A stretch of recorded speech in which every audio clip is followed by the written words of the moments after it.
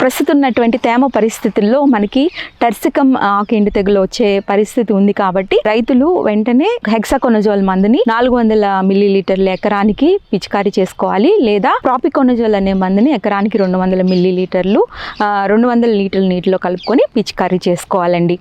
అలాగే ఇప్పుడు వర్షం ఆగిపోయిన తర్వాత మనకి పురుగులు ఎక్కువగా వచ్చే అవకాశం ఎక్కువ ఉంది. దాంట్లో మనకి అందరికీ తెలిసిందే ఈ కత్తెర పురుగు కూడా ఎక్కువగా వచ్చే అవకాశం ఉంది. కాబట్టి ఎక్కడైతే మరి హొరల్స్ ఫామ్ అయి ఉన్నాయో వాటిల్లో మనము ఈ కార్బోఫ్యూరాన్ 3G గ్రాన్యూల్స్ 3 kg ఎకరానికి మనము వేసుకున్నట్లయితే మొక్కజొన్నలో వచ్చేటువంటి కత్తెర పురుగుని నివారించుకోవచ్చండి. అలాగే ఉధృతి ఎక్కువగా ఉన్నప్పుడు మనకి చిన్న పురుగులు కనిపించినప్పుడు నోవాల్యురాన్ అనే మందుని ఎకరానికి 200 మిల్లీలీటర్లు 200 లీటర్ నీటిలో కలుపుకొని పిచికారీ చేసుకోవాలండి. అలాగే ఉధృతి కనుక ఎక్కువగా ఉన్నట్లయితే స్పైనోసాడ్ 75 ml లేదంటే ఇమామిక్టిన్ బెంజోయేట్ 80 గ్రాములు మనము ఎకరానికి మార్చి పిచికారీ చేసుకోవాలండి. ఈ విధంగా మనం చేసుకున్నట్లయితే కత్తెర పురుగుని కొంతవరకు మనము నివారించుకోవచ్చండి. కాబట్టి ఇలాంటి పరిస్థితుల్లో మనము ఈ పైపాటుగా ఇచ్చేటువంటి పోషకాలని వీలైతే మనకు కనుక ఇబ్బంది నీటి ఇంకా ఎక్కువగా ఉన్నట్లు అయితే